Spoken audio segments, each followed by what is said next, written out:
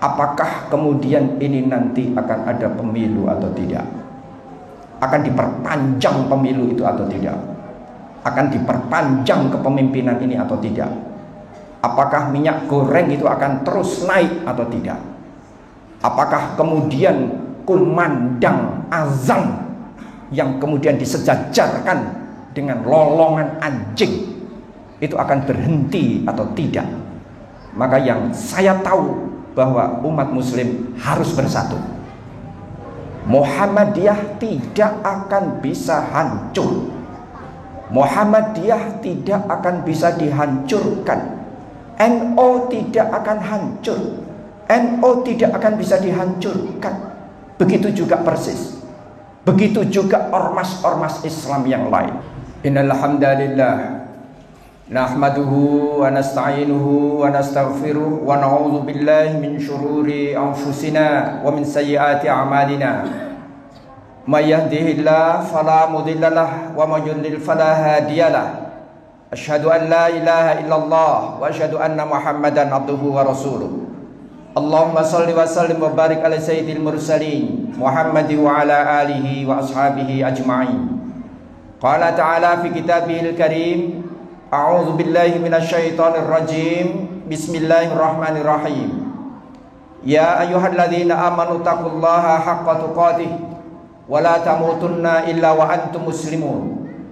Wa qala ya ayyuhan nasu taqu rabbakumul ladzi khalaqakum min nafsin wahidah wa khalaqa minha zawjaha wa batha minhuma rijalan katsiran wa nisaa'a wattaqullaha alladzi tasaaluna bihi wal arham innallaha kana 'alaikum raqiba.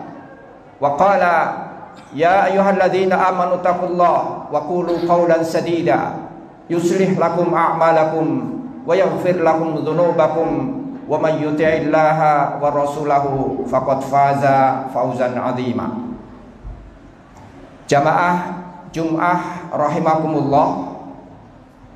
Pertama-tama tentu kita wajib bersyukur kepada Allah Subhanahu wa taala bahwa kita masih diberikan iman, kita masih diberikan hidayah, kita masih diberikan kesempatan untuk menambah ketakwaan kita kepada Allah Subhanahu wa taala. Yang dengan ketiganya itu kita yakin bahwa kita akan diberikan keselamatan oleh Allah Ta'ala fid dini wad dunya wal akhirah insyaallah. Jamaah Jum'ah rahimakumullah, seperti yang kita sadari, kita ketahui bersama bahwa ada kelompok-kelompok tertentu yang sekarang ini sedang goyang, sekarang ini sedang bingung, yang kemudian dunia ini dijadikan orientasi, dunia ini kemudian dijadikan tujuan, dunia ini kemudian dijadikan capaian-capaian, sehingga menyebabkan terpuruknya umat ini, terpuruknya masyarakat kita. Rasulullah Shallallahu Alaihi Wasallam mengingatkan kepada kita sekalian di dalam satu hadis sahih, disebutkan di dalam kitab Sunan Ibnu Majah. Rasulullah Shallallahu Alaihi Wasallam bersabda mengingatkan kita, "Man kanatid dunya hammahu, farraqallahu alaihi amrahu." Siapa orang yang menjadikan dunia ini sebagai impiannya, siapa orang yang menjadikan dunia ini sebagai cita-citanya, keinginannya, maka kemudian farraqallahu alaihi amrahu, Allah akan mencabik-cabik, Allah akan memporak-porandakan urusan mereka. Wa ja'ala faqrahu baina ainaihi, kemudian Allah akan menjadikan kefakiran mereka itu ada di depan mata mereka yang telanjang. Kemudian walam ya'tihi minad dunya ila ma kutiba lahu, kemudian Allah akan memberikan kepada mereka dunia sebesar apa, mereka tidak akan diberikan dari bagian dunia itu kecuali apa yang sudah Allah tetapkan untuk mereka. Allah tidak akan menambah Allah tidak akan memekarkan pemberiannya, karunia-Nya, kecuali apa yang sudah disempitkan untuk mereka. Jamaah rahimakumullah. Akan tetapi bagi siapa orang yang mau sebaliknya, wa man kanatil akhiratu niyyatahu, siapa orang yang menjadikan akhirat itu sebagai niatnya, orang yang menjadikan akhirat itu sebagai cita-citanya, jama'allahu lahu amrahu, Allah akan mengumpulkan baginya urusan-urusannya. Urusannya akan menjadi utuh, urusannya akan menjadi gembloh, urusannya akan menjadi golong gilik dan kuat. Akan tetapi sekali lagi, jika tujuan orang hidup itu hanya untuk meraih dunia, hanya untuk meraih kursi, hanya untuk meraih kepangkatan, janji Allah adalah bahwa Allah akan memporak-porandakan urusannya. Kemudian yang berikutnya, Rasulullah sallallahu alaihi wasallam memberikan jaminan, wa ja'ala ghinahu fi qalbihi. Kemudian Allah akan menjadikan kekayaan itu ada di dalam hatinya. Bagi siapa? Bagi siapa saja yang menjadikan akhirat itu sebagai tujuan hidupnya.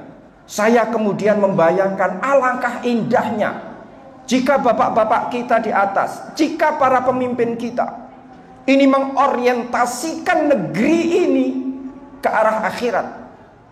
Apa yang akan terjadi? Yang akan terjadi adalah janji Rasulullah sallallahu alaihi wasallam, wa ja'ala ghinahu fi qalbihi. Allah akan menjadikan kekayaan itu ada di dalam genggaman hatinya. Wa atathu dunya wa hiya raghimatun. Dan dunia akan datang dengan sukarela. Kekayaan, anugerah duniawi ini akan datang mendatangi orang-orang yang berorientasikan hidupnya kepada akhirat. Sekalian rahimakumullah, kalau terpaksanya yang di atas itu tercabik-cabik, apakah kemudian ini nanti akan ada pemilu atau tidak? Akan diperpanjang pemilu itu atau tidak?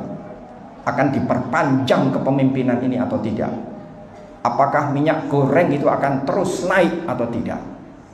Apakah kemudian kumandang azan yang kemudian disejajarkan dengan lolongan anjing itu akan berhenti atau tidak? Maka yang saya tahu bahwa umat muslim harus bersatu. Muhammadiyah tidak akan bisa hancur. Muhammadiyah tidak akan bisa dihancurkan. NO tidak akan hancur. NO tidak akan bisa dihancurkan. Begitu juga persis. Begitu juga ormas-ormas Islam yang lain. Kita semua diingatkan oleh sabda Rasulullah sallallahu alaihi wasallam ketika Rasulullah sallallahu alaihi wasallam berdoa atas 3 hal. Akan tetapi kemudian Allah subhanahu wa ta'ala hanya memberikan 2, sementara 1 yang lain jelas-jelas ditolak oleh Allah subhanahu wa ta'ala. Pernah satu ketika diriwayatkan oleh salah seorang sahabat, Rasulullah sallallahu alaihi wasallam mengatakan, sa'altu rabbi thalathan, sungguh bahwa aku pernah meminta kepada Tuhanku 3 hal.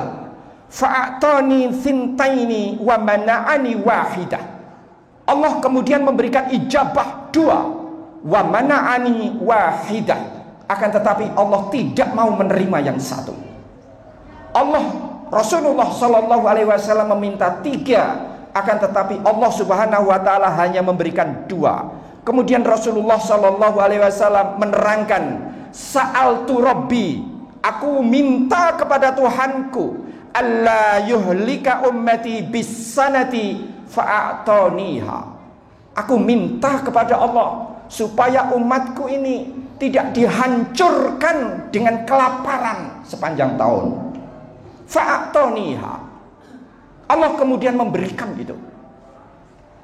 Maka Rasulullah sallallahu alaihi wasallam memberikan jaminan kepada umat ini tidak akan lapar. Umat ini tidak akan sengsara hanya karena makanan, Ini jaminan dari Rasulullah Sallallahu Alaihi Wasallam. Rasulullah dikabulkan minta supaya umatku, wahai Allah, jangan mereka itu dihancurkan karena lapar. Allah memberikan ijabah. Wasa'altu alla yuhlika ummati bil gharaq fa'atoniha. Kemudian aku meminta kepada Allah supaya umatku ini tidak ditenggelamkan sebagaimana umat Nuh. Fa'atoniha. Allah kemudian memberikannya. Allah memberikan ijabah. Jadi tidak mungkin umat Muhammad Sallallahu Alaihi Wasallam akan ditenggelamkan seperti ditenggelamkannya umat Nuh. Akan tetapi yang ketiga, wasa'altuhu an la yaj'ala ba'sahum bainahum famana'aniha. Akan tetapi ketika aku meminta kepada Allah supaya jangan sampai umatku itu bertikai antar satu dengan yang lain, maka kemudian itu dilarang oleh Allah. Maknanya apa? Maknanya umat Muhammad ini diberikan ruang memang oleh Allah Ta'ala untuk berbeda pendapat.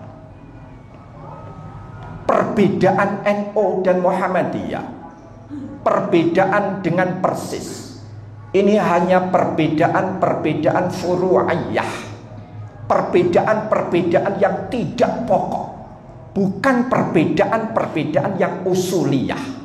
Silahkan saudara-saudara warga Muhammadiyah mengasah fikihnya. Dengan apa? Dengan musyawarah. Mengasah fikihnya dengan apa? Dengan takhrij hadis. Dengan apa lagi? Dengan kebiasaan yang sudah biasa dilakukan di dalam kajian-kajiannya.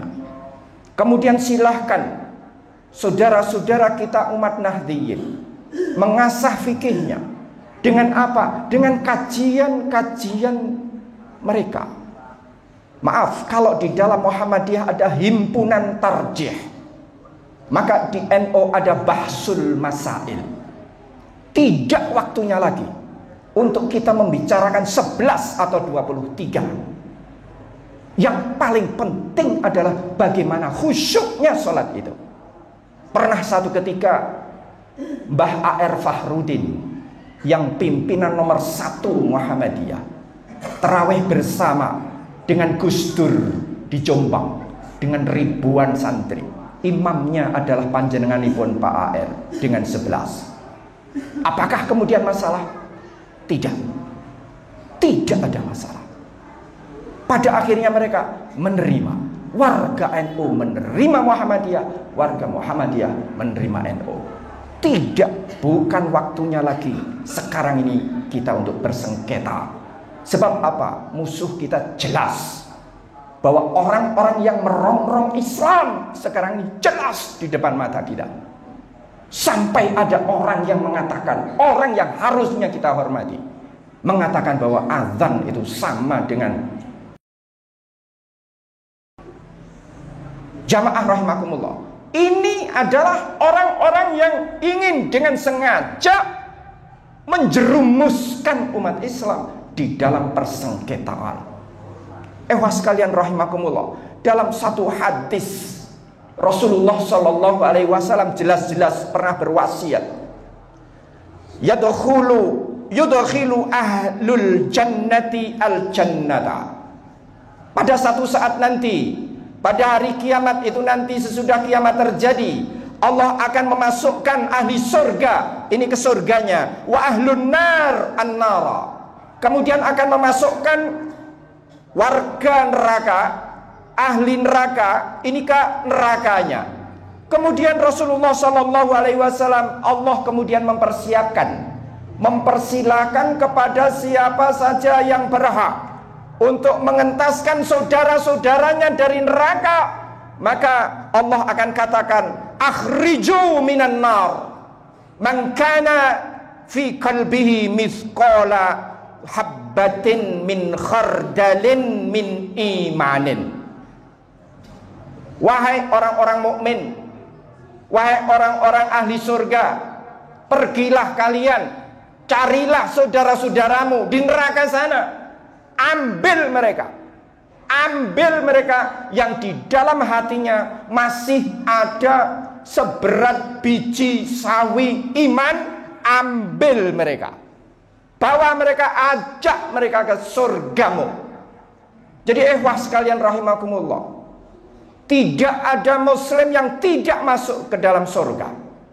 Bahwa kemudian ada di antara muslim, ada di antara mukmin yang harus dicuci dulu di neraka. Maka hadis ini mengatakan iya. Akan tetapi siapa di antara orang-orang yang masih ada misqala dzarratin min imanin, siapa orang yang di dalam hatinya masih ada iman, maka mereka berhak dan wajib masuk surga. Jamaah rahimakumullah, saya tutup dengan firman Allah Ta'ala tersebut di dalam surah As-Sajdah, ayatnya ayat 25. Kelak Allah akan memberitahu kita kenapa kemudian kita berbeda. Kenapa satu amalan dengan amalan yang lain itu harus berbeda. Mohon maaf, sekalian rahimakumullah, di Saudi fikihnya satu, mazhabnya satu. Akan tetapi di Indonesia tidak bisa. Muhammadiyah adalah keniscayaan, NU adalah keniscayaan. Masing-masing tidak akan bisa menafikan antara satu dengan yang lain. Ini adalah kenyataan. Kenyataan kita apa? Kenyataan kita bahwa ketika kita melakukan 11 rakaat di dalam tarawih nanti, mari kita pegang 11 itu. Dengan apa? Dengan memberikan toleransi kepada yang mau melakukan 23. Sebab yang 23 ini adalah amalan Umar bin Khattab. Dan Rasulullah SAW pernah bersabda, alaikum bisunnati wa sunnatil khulafair rasyidin. Kalian wajib mengikuti sunnahku dan sunnah-sunnah khulafaur rasyidin. Jadi yang 23 mengikuti ucapan Rasulullah SAW. Adapun yang 23, silahkan dengan 23, lakukan dengan sekusyuk mungkin. Berikan kesempatan kepada saudara-saudara yang 11 rakaat tarawih dengan tetap berprinsip bahwa yang 11 itu pun adalah contoh dari Rasulullah SAW. Secara internal mau 4 atau 2. Mohon maaf, ini sudah bukan waktunya lagi kita untuk mengutik-utik persoalan-persoalan khilafiyah yang seperti ini. Di zaman lalu, 700 tahun yang lalu, sekali lagi 700 tahun yang lalu, sudah ada imam-imam fikih, ulama-ulama fikih yang mereka itu saling berbeda antar satu dengan yang lain. Ada yang sholatnya sedekap, ada yang sholatnya tidak sedekap.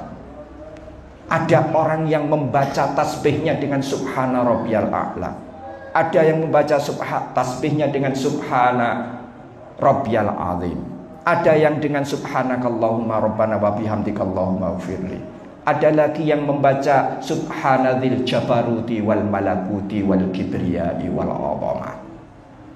Jadi sekalian rahimakumullah, sekali lagi bahwa bukan saatnya lagi umat Islam untuk bersengketa hanya karena masalah-masalah furu'iyah, karena masalah-masalah yang sepele, masalah-masalah yang kecil-kecil, kunut atau tidak kunut, semua ada dalilnya.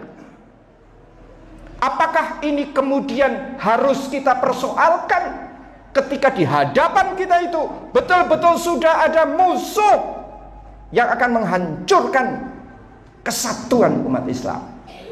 Maka sekalian rahimakumullah, mau tidak mau kita harus bersatu di dalam keperbedaan, unity in diversity.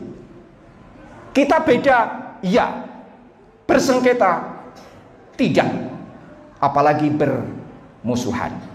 Pada saatnya nanti Allah akan memberitahu kita, inna rabbaka huwa yafsilu bainahum yaumal qiyamah fima kanu fihi yakhtalifun. Kelak Allah akan membeberkan di mana letak perbedaan kalian itu. Perbedaan pandang mereka itu akan dijejer, akan dibeberkan oleh Allah Ta'ala. Kapan waktunya? Besok, pada hari kiamat. Jadi kalau logikanya bagaimana? Logikanya kalau kita menginginkan semuanya jelas, kalau kita menginginkan semuanya bersatu, maka itu artinya sama dengan menginginkan, memohon kepada Allah untuk mempercepat kiamat itu terjadi. Sekali lagi, ini adalah ayat Allah Ta'ala tersebut di dalam surah As-Sajdah, ayatnya ayat 25. Jadi perbedaan adalah sebuah keniscayaan. Mari secara fikih, secara internal kita sungguh-sungguh, kita belajar sungguh-sungguh. Saudara-saudara kita yang lain silakan belajar fikih secara sungguh-sungguh untuk internal kita masing-masing. Suami istri pasti berbeda, antara laki-laki dan perempuan pasti berbeda. Tapi dengan keperbedaan itulah Allah justru akan melahirkan generasi yang baik. Anak-anak keturunan itu ada, terlahir karena apa? Karena adanya perbedaan. Sekali lagi, mudah-mudahan Allah Subhanahu wa Ta'ala mengumpulkan hati kita di dalam urusan-urusan usuliyah, di dalam urusan-urusan akidah, di dalam urusan-urusan iman, yang kita semua pasti satu. Allah kita satu, Rasul kita satu, Al-Quran kita satu, kiblat kita satu, sholat Jumat sama-sama 2 rakaat, sholat subuh sama-sama 2 rakaat. Ini semua sama. Marilah kita pandang saudara kita dari sisi apa? Dari sisi persamaannya. Maka saya yakin dengan demikian maka Muslim ini akan bersatu padu untuk kelak sampai dengan menghadap Allah Subhanahu wa Ta'ala. Barakallahu li wa lakum fil Qur'anil azim wa nafa'ani wa iyyakum bima fihi minal ayati wa dzikril hakim. Aqulu qawli hadza fa astaghfirullah li wa lakum wa qur rabbi fir warham wa anta khairur rahimin.